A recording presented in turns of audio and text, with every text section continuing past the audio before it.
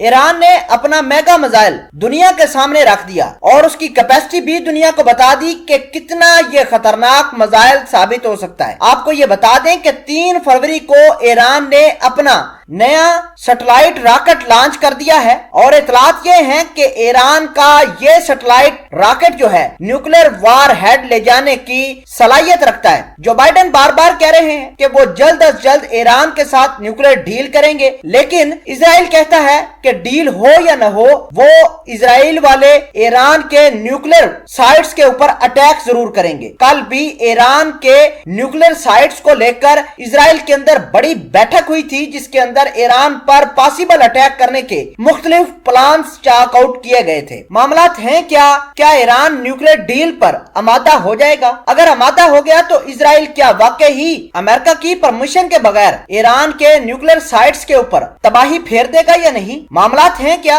सब कुछ डिटेल के साथ डिस्कस करेंगे। छोटी सी गुजारिश है कि आप हमारा यूट्यूब चैनल हसनात टीवी को सब्सक्राइब कर लें, घंटी के निशान को दबा लें ताकि लेटेस्ट न्यूज आप तक पर वक्त पहुंचती रहे। पिछले महीने यानी जनवरी 2021 में ईरान ने अपने न्यूक्लियर सिटी का पूरी दुनिया को वीडियो रिलीज करके बता दिया कि उनके पास कितना मिसाइलों का जखीरा है। अमेरिका की खुद न्यूज एजेंसी, अमेरिका के जो डिफेंस एक्सपर्ट्स इस बात का इंकशाफ करते हैं कि ईरान के पास जो न्यूक्लियर पावर्ड बैलिस्टिक मिसाइल हैं वो अमेरिका से दुगने हैं। मतलब ये कि ईरान इस कदर पावरफुल बन गया है कि जिसकी कोई इंतहा नहीं। रशिया, चाइना ईरान के बहुत पोटेंशियल दोस्त साबित हुए हैं जिन्होंने ईरान को बहुत ज्यादा बूस्ट दिया है। आज ईरान ने अपना सैटेलाइट रॉकेट लॉन्च किया है, ये सॉलिड फ्यूल के ऊपर चलता है। मतलब ये कि ये लिक्विड फ्यूल नहीं है बल्कि सॉलिड फ्यूल है जिसका डायमीटर 1.5 मीटर बताया जा रहा है और ईरान इसके अंदर 2.5 टन का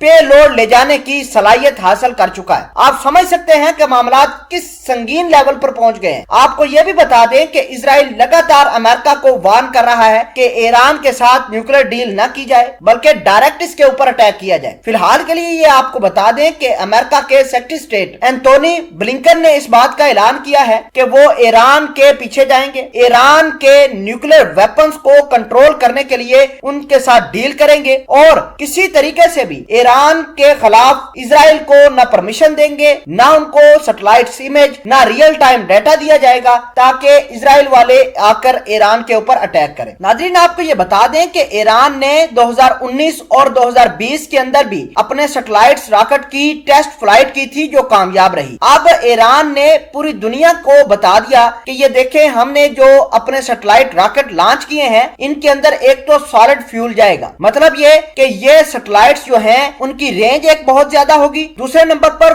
फ्यूल जो उनका होगा वो कम नहीं पड़ेगा। आपको ये बता दें कि अमेरिका, रशिया और चाइना जैसे बड़े बड़े मुमालिक आजकल लिक्विड फ्यूल से सॉलिड की तरफ मूव कर रहे हैं, लेकिन मजे की बात यह है कि ईरान भी ठीक अमेरिका जैसे, यूरोप जैसे बड़े बड़े मुल्कों को फॉलो करता हुआ अपने आप को, अपने मिसाइलों को मॉडर्नाइज कर रहा है। नाज़रीन, इजराइल के डिफेंस मिनिस्टर बेनी गैंट्स का एक बयान भी जारी हुआ है। उन्होंने इस सैटेलाइट रॉकेट को देखकर कहा है, it is not only a genuine flight of satellite vehicle but a signal to US, Europe and Israel that missile technology is off the table. मतलब ये कि अब अमेरिका, यूरोप और इजराइल के साथ ईरान किसी किस्म की ना तो डील करेगा बल्कि अपने मिसाइलों को अपग्रेड, उनको मजीद लीथल बनाता हुआ जाएगा। तो नाज़रीन, आप क्या समझते हैं कि ईरान के ये न्यूक्लियर वेपन्स अमेरिका, यूरोप और इजराइल के लिए काफी हैं? क्या आप समझते हैं कि ईरान को चाइना,